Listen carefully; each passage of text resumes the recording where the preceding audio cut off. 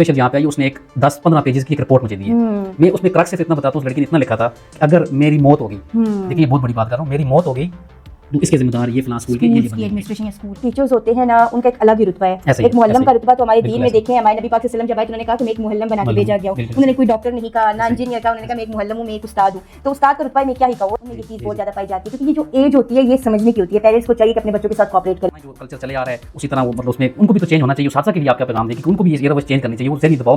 اور ایبٹ میں یہ بتاؤں کہ بچے نشے کی طرف کتنا آ رہے ہیں. یہ بڑے بڑے اسکول جو برانڈز ہیں ان کے بچوں کے حالات جا کے دیکھیں نا کہ یہ بچے کیسے وہ سگریٹ پی رہے ہوتے ہیں.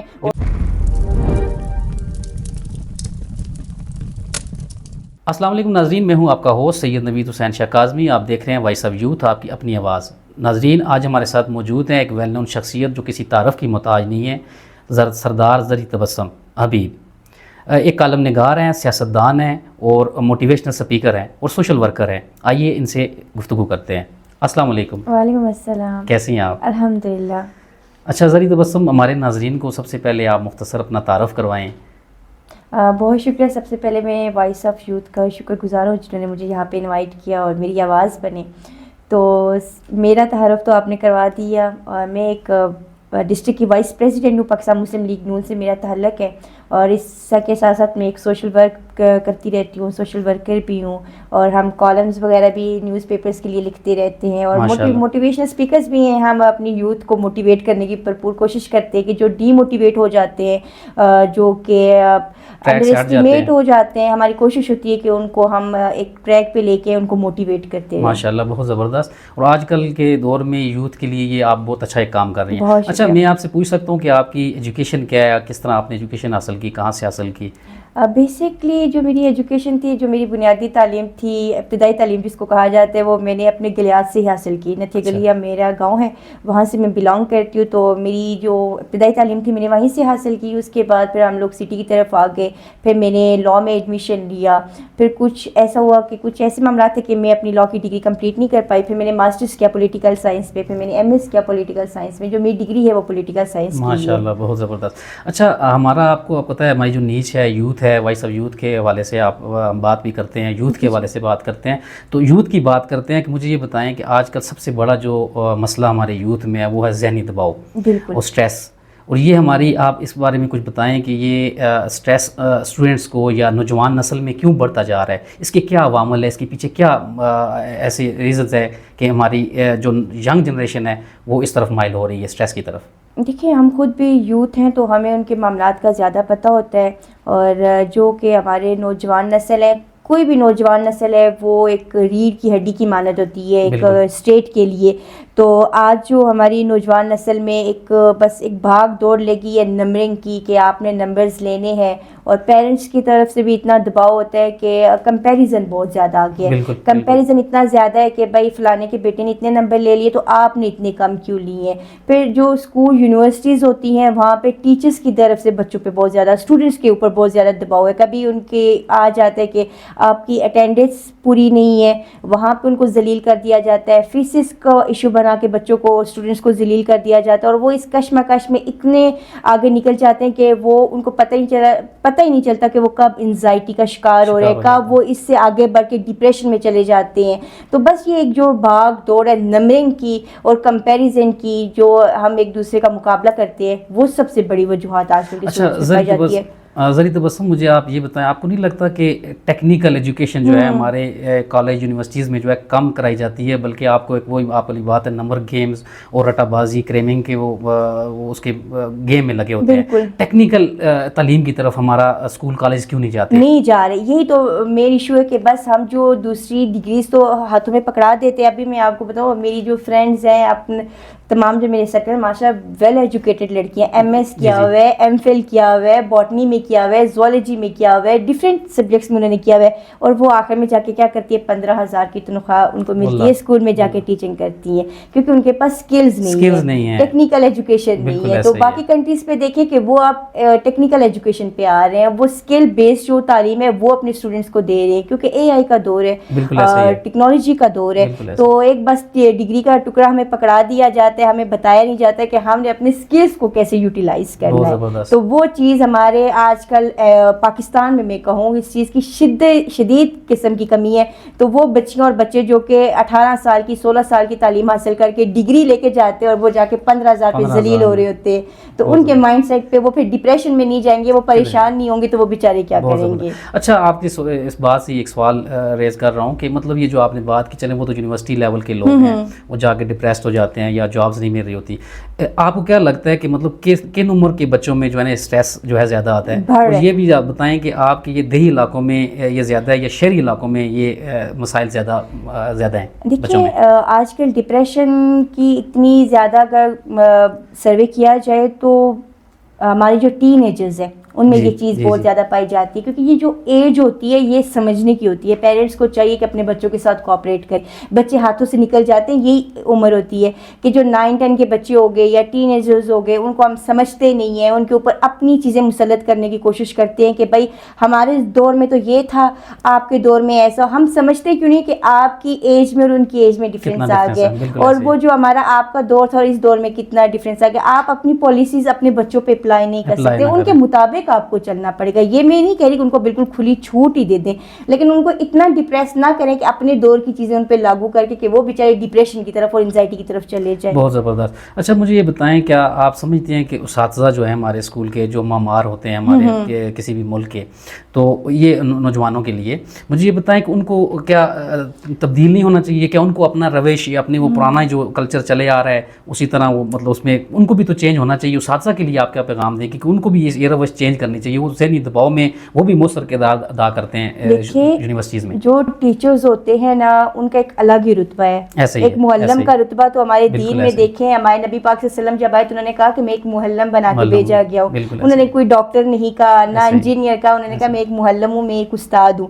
تو استاد کا رتبہ میں کیا ہی کہوں. لیکن آج کل کے دور میں جو ٹیچرز ہیں وہ اپنے ٹریک سے ہی ہٹ کے ہیں, وہ فیوریٹزم پہ اتنا زیادہ آگے ہیں اور وہ اپنی پرسنل زش پہ اتنا آگے کہ وہ اسٹوڈنٹ کو, اپنے شاگرد کو, اپنی جیسے کہا جاتا تھا کہ روحانی باپ ہے, ماں باپ ہے, تو روحانی اولاد ہے آپ کی, وہ بچوں کو الٹا ڈپریس کرنا کی طرف جا رہے ہیں. میں سب ٹیچرز کی نہیں کہہ رہی, لیکن موسٹلی 90% میں کہہ رہی ہوں 90% میں کہہ رہی ہوں کہ 90% ٹیچرز ایسے آ رہے ہیں کہ جو بچوں کو ڈپریس کرتے ہیں, خود جان بوجھ کر ان کی مینٹل ہیلتھ کو, ان کو تکلیف پہنچانے کی کوشش کرتے ہیں. تو ایسا نہیں ہونا چاہیے, کیونکہ ایک آپ کا رتبہ ہے. اور جو ہمارے پیرنٹس کے دور کے ٹیچرز تھے ان میں اور آج کل کے ٹیچرز میں زمین آسمان کا فرق آ گیا. ایجوکیشن تو بہت زیادہ وہ حاصل کر لیتے, ڈگریز بھی لے لیتے, ایم فل بھی کیا ہوا ہے, جی پی ایچ ڈی بھی کی ہوئی ہے, ڈاکٹرز بھی ہیں, لیکن وہ جو ان کی ایک روش ہے اس کو چینج کرنے کی ضرورت ہے. بچوں کو ڈپریس نہ کریں, ان کے اوپر دباؤ نہ ڈالیں ایک فیوریٹزم کے اوپر کہ اگر یہ مجھے اسٹوڈنٹ پسند نہیں ہے تو میں نے اس کا مستقبل ہی داؤ پہ لگا دینا ہے. کہ ایک ٹیچر کے پین پہ آپ اپنے بچے کا مستقبل وہ دباؤ پہ لگا رہے ہیں کہ اس کے پین جو ہے وہ اس کی نمبر کاٹ کے اس کے مستقبل کا فیصلہ کر لیں. زبردست, بہت زبردست بات کی آپ نے. اچھا ذرا مجھے یہ بتائیں کہ تھوڑا سا ہم اسکولوں کی طرف بھی آتے ہیں کہ ظاہر ہے بہت سے اسکول ہیں جو صرف پیسہ کمانے کی مشینیں بن چکے ہیں. سارے اسکول وہ تقریباً 99% آپ یہ سمجھے پرائیویٹزم, جتنا اسکول پرائیویٹ اسکول ہیں وہ سارا تقریباً پیسہ کمانے کی مشینیں بن چکی ہے. انہیں اس چیز کا ذرا اندازہ نہیں ہے کہ ماں باپ پہ کیا گزرتی ہے, وہ بچوں پہ کیا گزر رہی ہے, ان کو ذہنی دباؤ دے رہے ہیں. تو کیا آپ ان اسکولوں کے بارے میں بتائیں کہ یہ پرائیویٹ اسکول ہیں, ان کو کم از کم بچوں کی صرف اپنے پیسے نہ کمائیں, ٹھیک ہے وہ چلیں اپنا یہ روزگار کر رہے ہیں, لیکن وہ کم از کم بچوں کی ذہنی جو ہے نا نشو نما اس کو تو کم از کم مد نظر رکھیں. چھوٹے چھوٹے بچے ہیں ان کو یہ مطلب اس قدر ذہنی مریض بنا رہے ہیں چھوٹی چھوٹی چیزوں سے. یہ میں اپنے ایبٹ آباد کی مثال دوں گی, ایک اسکول کا نام نہیں لوں گی, ایک بڑا ایک برانڈ اسکول ہے جی, بہت بڑا اسکول ہے.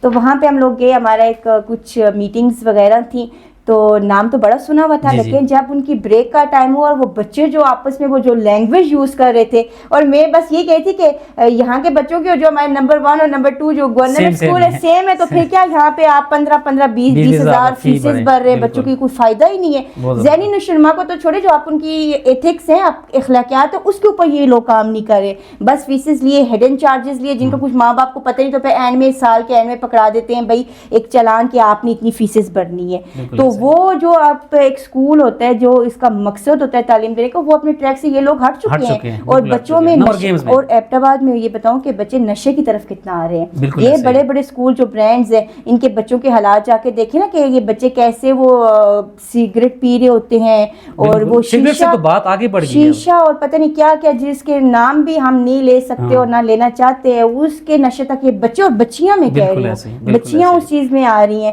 تو یہ تو بالکل ایک انہوں نے اپنا کاروبار بنایا ہوا ہے، بچوں کے اخلاقیات تو اس میں ہے ہی نہیں. بالکل ایسا ہی. اچھا میں یہاں ناظرین کے لیے بھی ایک بات کرنا چاہوں گا آپ کے توسط سے، ابھی آپ چلیں بات چل رہی ہے، میرے پاس ایک لڑکی آئی ہے، ایک ویل نون اسکول ہے یہاں کا، شاید جو اسکول آپ کہہ رہی ہوں وہی میں بھی کہہ رہا ہوں، لیکن ہم نام نہیں لیں گے کسی کے، ہم وہ نہیں کریں گے. لیکن وہ لڑکی اسپیشل یہاں پہ آئی، اس نے ایک 10-15 پیجز کی ایک رپورٹ مجھے دی ہے. میں اس میں کرک سے اتنا بتاتا ہوں، اس لڑکی نے اتنا لکھا تھا کہ اگر میری موت ہو گئی، دیکھیں یہ بہت بڑی بات کر رہا ہوں، میری موت ہو گئی تو اس کے ذمہ دار یہ فلاں اسکول کے یہ بندے ایڈمنسٹریشن یا اسکول ہے. وہ کچھ بچے تھے ان کی ابھی وہ سیکنڈ ایئر فرسٹ ایئر کے وہ پیپرز دیں گے.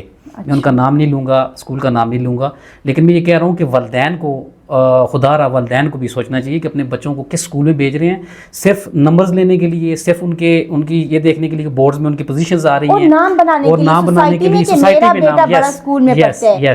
یہ چیز کہ بس آپ کا بیٹے مطلب اپنے یہ جو رشتہ دار ہوتے ہیں نا وہاں پہ کمپیریزن کرتے ہیں، آپ کا بیٹا گئی اسکول میں تو میرا بیٹا تو بہت بڑے اسکول میں جائے گا. آگے وہ چرس پی رہا ہے، وہ شیشہ پی رہا ہے، اس کی وہ گالم گلوچ کر رہا ہے، اس کی دوستوں کی کمپنی کیسی ہے، والدین کو نہ فرق پڑتا ہے نہ اسکول والوں کو فرق پڑتا ہے. اسی لیے میں کہہ رہا ہوں کہ والدین کو بھی اس طرف نظر انداز. دیکھیں جو ٹیچرز اور پیرنٹس ہوتے ہیں وہ چین کی مانند ہوتے ہیں، اگر چین ٹوٹ جائے نا تو وہ جو ایک ایجوکیشن سسٹم ہے وہ تباہ و برباد ہو جاتا ہے، اور دونوں اس چیز میں برابر کے شریک ہیں. جی اگر ٹیچرز ہیں تو والدین کو بھی ساتھ کوآپریٹ کرنا پڑے گا، دونوں کو اپنی اپنی جگہ اپنا جو ایک کردار ادا کرنا چاہیے، پازیٹیو کردار. اچھا مجھے یہ بتائیں آپ کیا سمجھتی ہیں کہ ہمارے تعلیمی اداروں میں ایسی کیا امینڈمنٹ ہو، ایسا کیا حکومت بھی جو ہے نا ایسا کیا ان پہ لا جو ہے نا وہ امپوز کرے، اپلائی کرے کہ ہمارے ادارے ٹھیک ہو جائیں، کم از کم پرائیویٹ ادارے، ہمارے اسکول، ہمارے کالج، ہماری یونیورسٹیز، کیا ایسی امینڈمنٹ ہونی چاہیے؟ دیکھیے سب سے پہلے چیک اینڈ بیلنس سسٹم، جب تک چیک اینڈ بیلنس سسٹم کسی بھی ادارے میں یا کسی بھی فیلڈ میں نہیں ہوگا تو وہ چیز نہیں، کیونکہ یہ قوم ڈنڈے کی ہے. جب تک ان کو دیکھا جائے گا، ان کے اوپر نظر رکھی جائے گی، تب تک ہی یہ اپنا ایک اچھا کام کریں گے. لیکن جو ٹیچرز ہیں ان کو بھی دیکھنا چاہیے کہ اگر ہمارے اوپر اگر چیک اینڈ بیلنس کوئی نہیں نظر رکھ، لیکن آپ ایک روحانی ماں باپ ہیں، آپ نے اپنے ایک پورا انسٹیٹیوٹ کھولا ہوا ہے، آپ اپنے ایک ایجوکیشنل ڈپارٹمنٹ لے کے چل رہے ہیں، تو اب وہ اخلاقیات اس کے اندر ڈالیں تاکہ ایک صحیح معنوں میں جو ایک اسکول کا مطلب ہوتا ہے اس کو آپ آگے لے کے چلیں. اور گورنمنٹ کو بھی چاہیے جو ہمارے دینی ہمارے نبی پاک صلی اللہ علیہ وسلم کا ایک پورا ایک ضابطہ حیات تھا، اس کو اس چیز میں انوالو کریں، اور ٹیچرز اس کے اوپر کلاسز دیں بچوں کو. بچے باقی چیزوں میں تو آ جاتے ہیں لیکن دین کی جو باتیں پڑھائی جاتی ہیں وہ کلاس بنک کر کے چلے جاتے ہیں. بالکل ایسے. اچھا مجھے میں یہاں پہ ایک بات کروں گا کہ ہم نے اسکولوں کے نام بھی چلے نام نہیں لیے لیکن ہم نے بات کی.